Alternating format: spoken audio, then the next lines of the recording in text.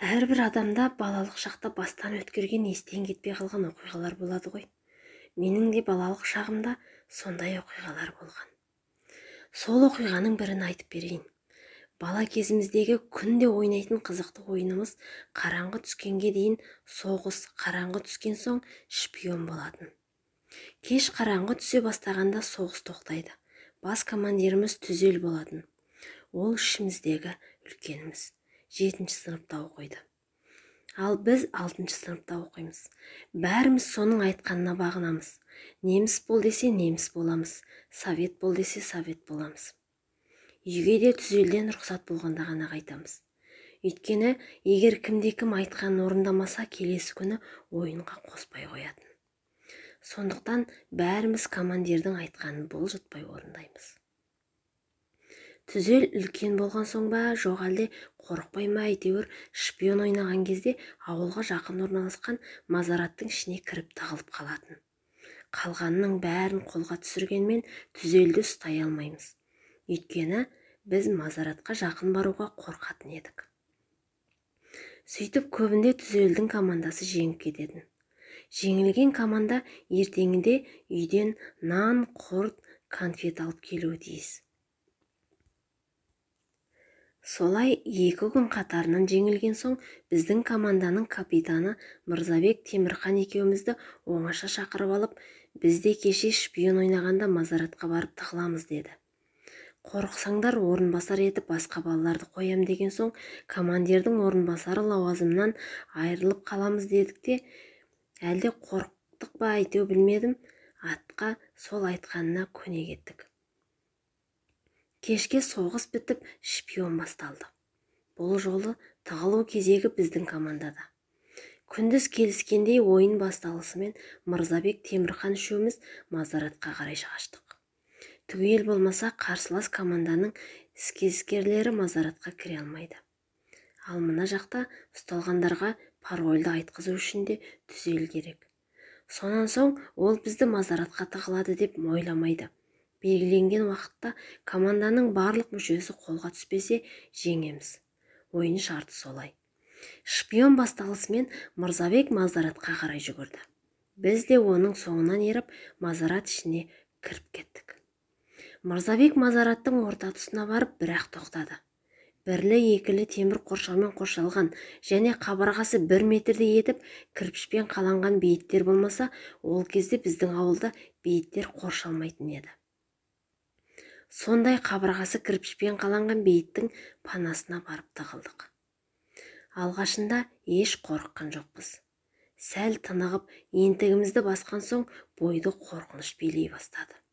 Дыбыс шығаруға қорқып, үнсіз жатырмыз. Бізге қорықпаңдар деп жүрген Мырзабекте де үн жоқ. Өзіміз тым-тырыс жатқан соң сыртқы дыбыстар анық естіле бастады. Адамның күрсінген, ыңыранғаны секілді дыбыстар құлаққа келіп жатыр. Бір кезде Мырзабек адамның жылағаны естілді деді. Оны Темірхан да құптады. Мен де адамның ыңыранған дауысын естігендей болдым. Жан-жақты бақыламақ болып, басын көтерген Мырзабек жалма-жан қайта жата қалды. Мен қарсылас команданың балалары іздеп келген екен деп ойладым. Оған қуандым да, өйткені қасымызда Түзел болса қорықпаймыз. Алайда олай болмай шықты. Басын көтергенде Мырзабек анандай жердегі бейіттің үстінде шам жанып тұрғанын көріпті. Енді үшеуміз де басымызды көтеріп сол жаққа қарадық. Бір емес, бірнеше бейітте шам жанып тұр. Бойды одан сайын қорқыныш биледі. Мазараттан шығайық десек, жаңағы шам жанған бейіттер шығыс есік жақта еді. Бір кезде Темірхан ананы қараңдар деп қолын созып қарсы жақты көрсетті. Қорқыныштан жылауға шақ қалдым.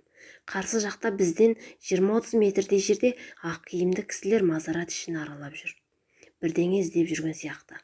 Маған бізді іздеп жүрген сияқты көрінді.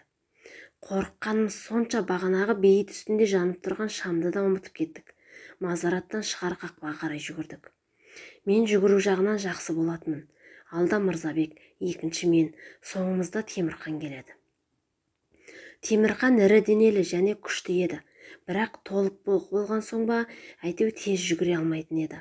Қимыл қозғалыста епетейсіз еді. өте баяу жүретін. Бір сәтте алда келе жатқан Мырзабек тоқтай қалып, ана жерде бірдеңе тұр деп қақпа жақты көрсетті. Расымен де үлкен қарайған бірдеңе тұр. Отыра қалдық. Артымызға бұрылсақ, Темірхан жоқ. Ақырын ғана Темірхан деп шақырдық. Еш дыбыс естілмейді. Қаттырақ дауыстап тағы 2-3 рет шақырдық. Бірақ Темірхан жауап қатпады. Темірханнан жауап болмаған соң кері жүрдік. Бағанағы тығылған жерімізге жақындағанда қорыққаннан жүрегіміз жарыла жаздады. Ақ киінген 2 кісі Темірханды 2 қолына жетектеп келе жатыр. Мырзабек екеуміздің айғайлап жылаған дауысымыз бір-бірімізден қатты шыққан болар. Айғайлап жылап, алды-артымызға қарамай қаштық. Мазараттың шығар қақпасының алдында тұрған дәу қара нәрсені де байқамай, Мырзабектің үйіне жетіп, бірақ тоқтадық. Өксігіміз басылмай, сөйлей алмай тұрмыз.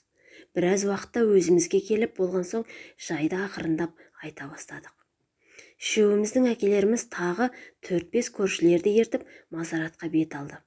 Темірханның қай жерде қалғанын көрсетіңдер деп бізді де ерткен.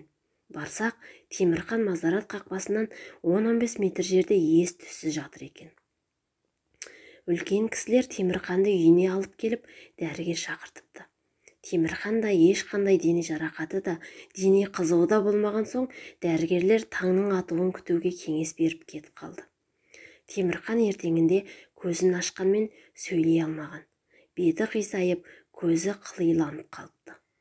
Сонан соң ата-анасы оны аудандық ауруханаға апарып емдетті. Темірхан ауруханаға барған соң тілге келген.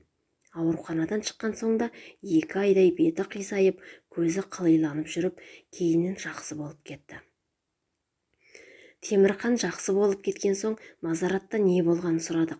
Ол бізден қалай қалып қойғанын өзі де білмейді. Жалғыз қалған соң қасына қайтыс болған атасы мен әжесі келіп, оны жетектеп Мазараттан шығарып жібергенін ғана айтты. Басқа ештеңе есінде жоқ. Жоғарғы сыныпта оқып жүргенінде сүйектің құрамында фосфор болатынын, оның қараңғы мезгілде жарық шығаратын қасиеті бар екенін білдім. Сол кезде бейіт үстінде шам болып көрінген фосфордың жарығы ма екен деп те ойлап қоям. Мазараттың шығар қақпасы алдындағы дәу қара бейне сірә қорыққанда көрінген елес болған-ау. Бірақ осы күнге дейін Темірханды жетектеп Мазараттан шығарған ақ киімді кісілерге түсінік таба алмай